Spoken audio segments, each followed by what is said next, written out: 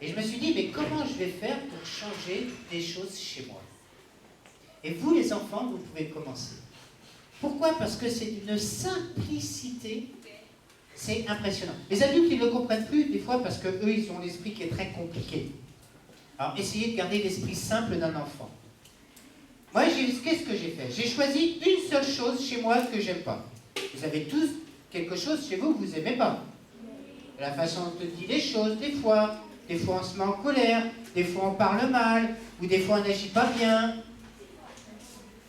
Ah, toi, t'as rien que tu n'aimes pas chez toi, je suis sûr. Hein? On a tous quelque chose chez soi, ah, même les adultes, hein? Ou encore aujourd'hui, toute notre vie, il y a quelque chose chez soi qu'on se dit, on pourrait faire mieux que ça. Ça vous êtes tous arrivés à dire, oh, j'aurais pu faire comme ça. Oh, j'aurais dû faire ça. Hein, on a tous des fois cette réflexion-là dans la tête. Eh bien, on va prendre une seule chose. Une seule à la fois. Ça va être beaucoup plus facile.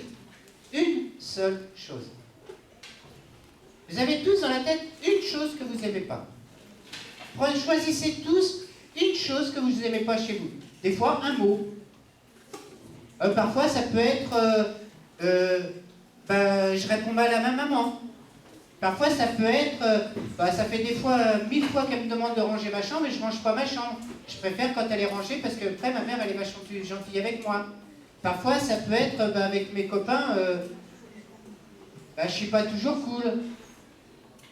Parfois, ça peut être des mots que je dis.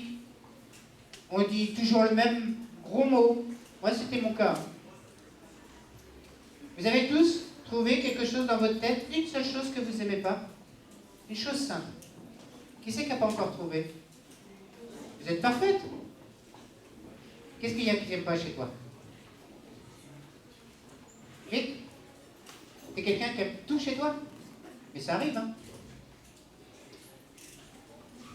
Essayez de trouver. Tous les autres ont trouvé. Maintenant, vous prenez cette chose.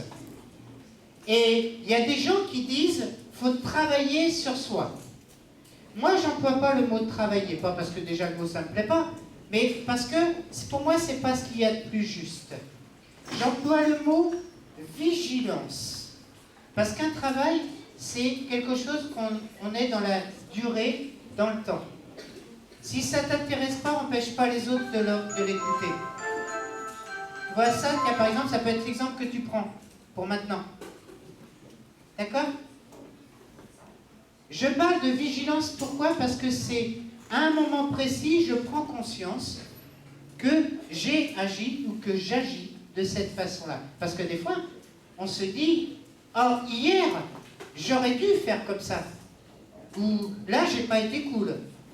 Ou là, la prof, elle m'a engueulé, je me suis...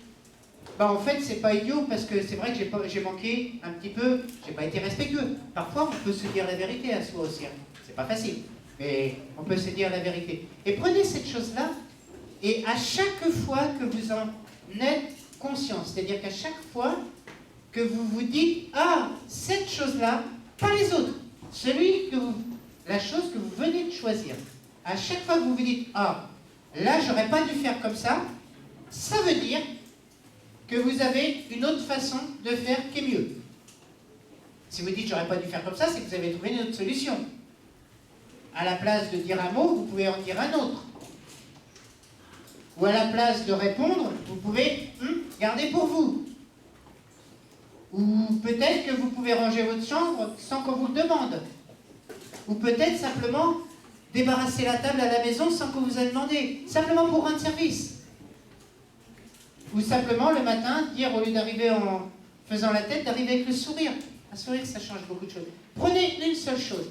Et à chaque fois que vous êtes conscient que avant ou maintenant, vous faites comme ça, vous dites simplement ce mot-là. Moi je dis, Dan, sois vigilant. La prochaine fois, fais comme ça. Je me dispute pas.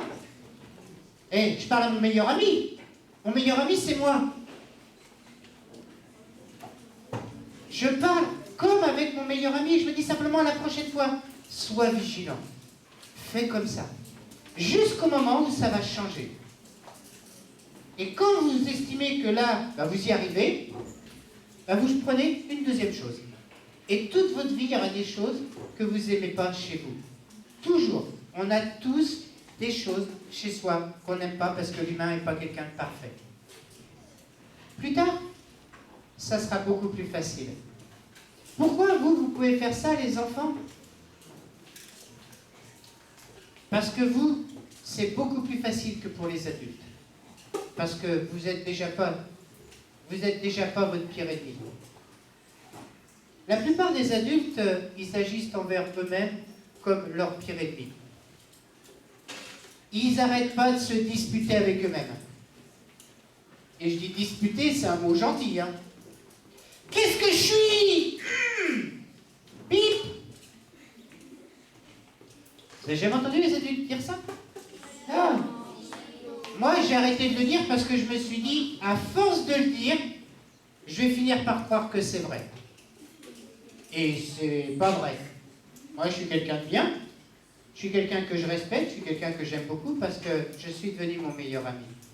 Essayez de réfléchir, comme je vous disais dans cette vigilance, regardez comment vous fonctionnez avec votre ami, quelqu'un qui est ami avec vous.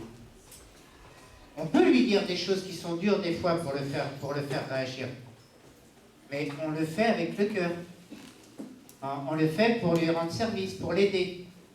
On ne lui met pas une calotte, encore moins un coup de poing ou un coup de pied. Alors on ne se le fait pas à soi. On agit de la même façon qu'on agit avec son meilleur ami. Pourquoi je vous dis ça à vous, les enfants? Parce que nous n'avons pas à apprendre les bonnes manières à nos enfants. Ils en sont simplement les témoins. On va la transformer en nous n'avons pas à apprendre les bonnes manières aux grands. Ils en sont simplement les témoins.